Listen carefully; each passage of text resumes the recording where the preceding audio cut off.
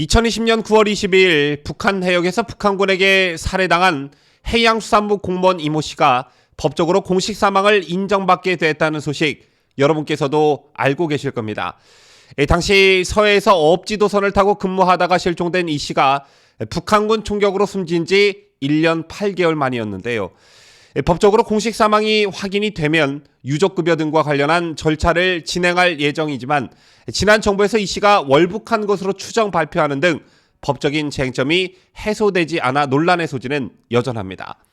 이에 유족 측은 앞으로 당시 사건과 관련한 정보 문서를 보기 위한 다양한 방법을 모색할 것이라고 밝혔고, 살해된 이 씨의 형과 가족들은 윤석열 대통령이 대선을 앞두고 세 차례에 걸쳐 유족을 위로하고 도와주기로 약속한 것에 기대를 걸고 있습니다.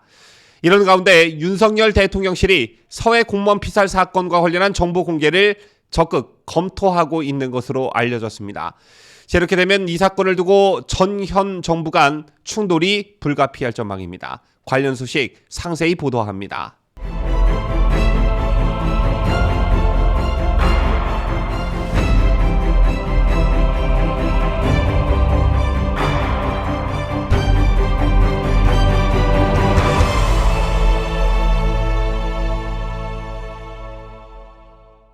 시청자 여러분 안녕하십니까? 뉴스 데일리 베스트 민앵커입니다.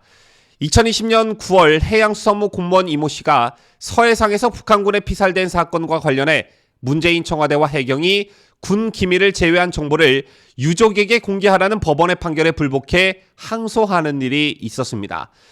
당시 문재인 정부는 이 씨가 자진 월북했다고 하면서도 이를 입증할 자료를 공개하라는 유족의 요구는 지속적으로 거부해왔죠. 법원은 청와대가 국방부 해수부 등에서 받은 보고 내용과 각 부처 지시 내용, 이 씨 동료 진술 조서 등을 공개하라고 판결했습니다.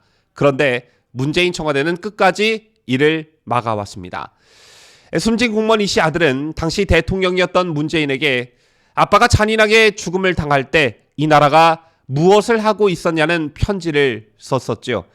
이에 문재인은 진실을 밝혀내도록 직접 챙기겠다 이렇게 답했는데, 하지만 진심이 조금도 담기지 않은 말이었다는 게 금방 드러났습니다. 문재인 청와대는 유족의 정보 공개 요청을 거부했고 이딴 전화와 방문에도 응답을 하지 않았습니다.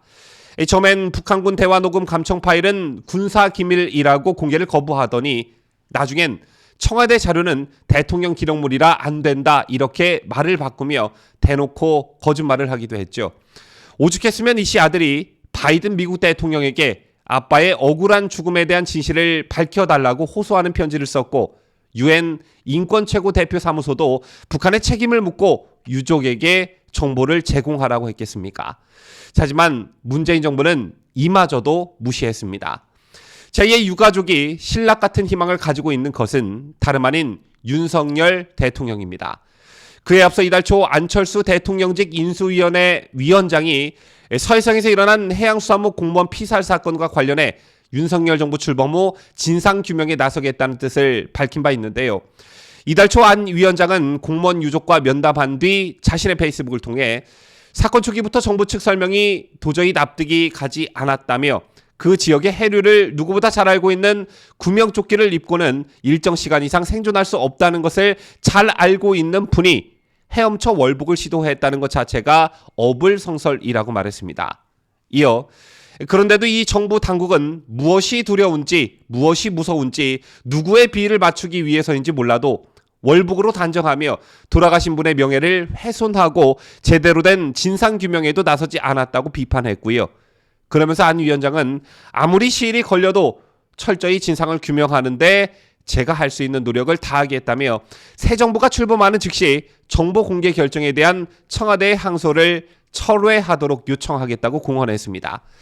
안철수 당시 인수위원장은 이미 당선인께서도 후보 시절에 철저한 진상규명을 약속하신 만큼 새 정부가 들어서면 실체적 진실규명에 적극적으로 나설 것이라는 말도 덧붙였는데요. 안 위원장이 말한 대로 윤 당선인은 사건 전말을 공개하겠다는 뜻을 이미 밝힌 바 있습니다. 윤석열 대통령은 대선 선거 운동 기간이었던 지난 1월 27일 서해 공무원 피살 사건의 자료를 모두 공개하고 북한에 의해 죽임을 당한 고인의 명예를 되찾아드리겠다고 말한 바 있는데요. 또 지난 1월 31일엔 국민의힘 당사에서 이모 씨의 부인과 아들을 만나 진상을 밝히겠다고 재차 약속하기도 했습니다. 그런데 이게 빠른 시일 내에 실천에 옮겨질 전망입니다. 자, 우선 이 사건에 대한 경위를 간략히 설명해 드리자면 해양수산부 공무원이었던 이 씨는 2020년 9월 어업 지도를 하던 중 서해 연평도 인근 해상에서 실종된 뒤 북한군에 의해 살해됐습니다. 당시 해양경찰청과 국방부는 도박 빚에 시달리던 이 씨가 월북하려다 북한군의 총격을 받은 것이라고 발표했으나 유족들은 자진 월북을 할 이유가 없고 사망 경위가 불확실하다며 정부의 판단을 부인했었는데요. 제2의 이 씨 유족은 2021년 11월 청와대와 해양경찰청 등을 상대로 낸 정보 공개 청구 소송을 제기했고 서울행정법원은 원고 승소로 판결하고 군사기밀을 제외한 고인의 사망 경위 등 일부 정보를 열람할 수 있도록 했습니다. 자, 그러나 청와대와 해양경찰청이 한미 당국의 정보 자산이 노출될 수 있다는 등 국가안보 등을 이유로 해당 판결에 대해 항소하면서 정보 공개가 이루어지지 않았습니다. 자, 그런데 만약 윤석열 대통령이 현재 진행 중인 정보 공개 청구 소송 항소를 취하하게 되면 이 씨 유족에게 정보 공개가 될 전망인데요. 이렇게 되면 유족 측은 1심 판결에 따라 북측의 실종자 해상 발견 경위와 군사분계선 인근 해상에서 일어난 실종 사건 관련 정보를 열람할 수 있게 됩니다.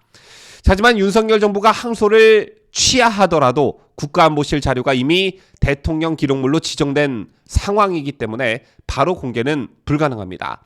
문재인 정부는 정보 공개 재판이 진행 중이었던 지난 9일 법원에서 국가안보실 자료를 받아 대통령 기록관으로 이관했는데요. 지정 기록물을 열람하려면 국회 제적의원 3분의 2 이상의 동의 또는 관할 고등법원장의 영장이 필요합니다. 국가안보실 자료는 사건 당시 대통령 서면 보고 여부, 국방부와 합동참모본부의 보고 시점 및 주체, 방법 등이 담긴 핵심 자료인데 현재 법원에는 도감청 내용이 담긴 국방부 자료, 승무원 진술서 등을 포함한 해경 자료만 남아있는 것으로 알려졌습니다. 피살된 공무원 유족을 대리하는 김기훈 변호사는 1심에서 공개하라고 한 정보를 청와대가 대통령 기록물로 지정하는 것 자체가 위법하다 이렇게 말했고요.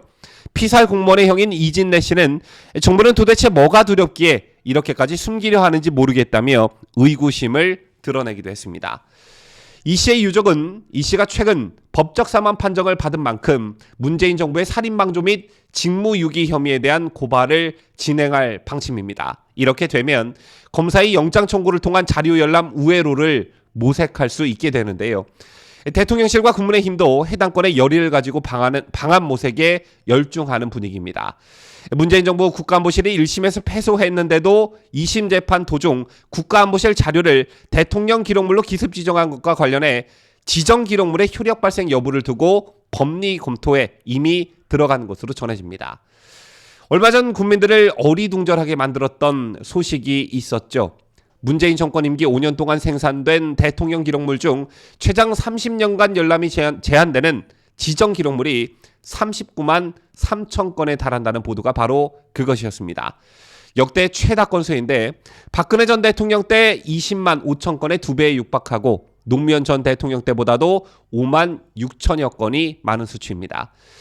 정치적 혼란이나 국가안보에 중대한 위해를 일으킬 우려가 있다고 판단되는 문서와 웹 기록 등은 열람을 제한할 수 있다고 대통령 기록물법에 명시돼 있다고는 하지만 문재인 정부의 지정 기록물이 역대 정권에 비해 지나치게 많아 이 제도를 남용하고 있는 것 아니냐는 비판이 나왔었는데요. 북측 바다에서 우리 공무원이 끔찍하게 살해된 이 사건, 이것과 관련한 정보 공개가 대통령 기록물 지적에 따라 볼 수 없게 된 이 기가 막힌 상황, 꼭 판도라의 상자가 열릴 수 있도록 국민 여러분께서도 이 건과 관련해 관심을 가져주셨으면 좋겠다는 바람을 가져봅니다. 지금까지 저는 자유대한민국을 수호하는 뉴스데일리 베스트 민앵커였습니다.